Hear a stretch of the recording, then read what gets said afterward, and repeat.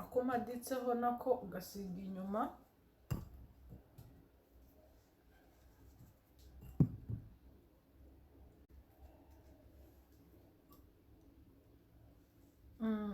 Nababwiye ko ufite na borose wayikoresha, nuko njye ndi gukoresha intoki kugira ngo ubaye udafite borose ku buryo wabyikorera.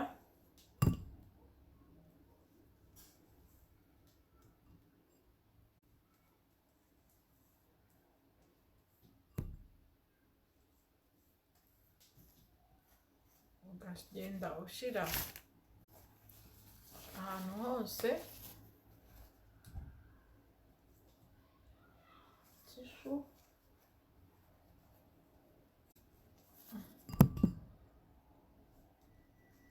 ugasiga inyuma.